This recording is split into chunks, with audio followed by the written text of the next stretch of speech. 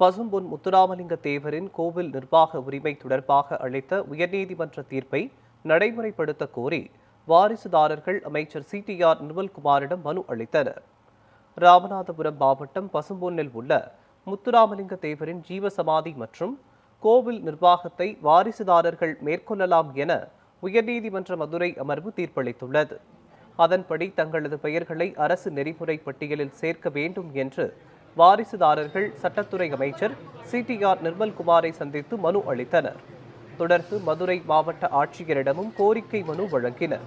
இந்த மனுவில் இந்திராணி, முத்துரத்னம், நாகஜோதி, தெய்வராணி, மணிகண்டன், வாசுகி உள்ளிட்ட 8 வாரிசுதாரர்கள் இடம்பெற்றுள்ளதாக தெரிவிக்கப்பட்டுள்ளது. மனுவை பெற்றுக்கொண்ட மாவட்ட ஆட்சியர் அரசின் அடுத்த கட்ட ஆலோசனை கூட்டங்களில் இதுகுறித்து பரிசீலித்து உரிய நடவடிக்கை எடுக்கப்படும் என தெரிவித்ததாக வாரிசுதாரர்கள் தரப்பில் கூறப்பட்டுள்ளது.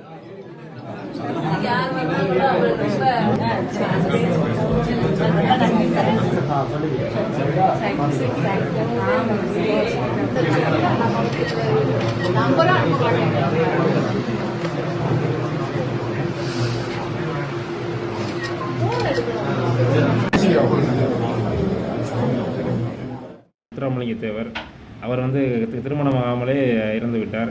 அவருக்கு வாரிசுகள், அன்னாருக்கு வாரிசுகள் எதுவும் கிடையாது. இரண்டாவது திருமணம் நாகம்மாள் என்பவரை உக்கிரமண்டி தேவர் கல்யாணம் முடித்தார்.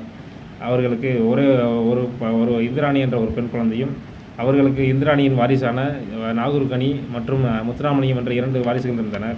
அவர்கள் தான் நேரடி வாரிசுகள் என்று மாண்புமிகு உயர்நீதிமன்றம் கடந்த 29/5/2025 அன்று இளங்கோவன் நீதியரசர் இளங்கோவன் அவர்கள் உத்தரவு பிறப்பித்தார். அந்த உத்தரவின் பிரகாரம் கடந்த செப்டம்பர் மாதம் GR சுவாமிநாதன் அவர்களிடம் ரிட் மனு தாக்கல் செய்தோம். இந்த மாதிரி பசும்பொன் முத்துராமலிங்க தேவரின் குரு பூஜை விழாவை, அரசு விழாவையும் இவர்கள் முன்னிலை நின்று நடத்த வேண்டும் என்று.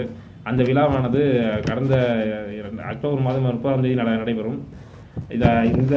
இந்த வருடம் வருகின்ற 2026ஆம் வருடம் அந்த அரசு விழாவை நடத்துவதற்கு மாண்புமிகு நம்முடைய அமைச்சர் நிர்மல்குமார் அவர்களிடம் மனு அளித்துள்ளோம்.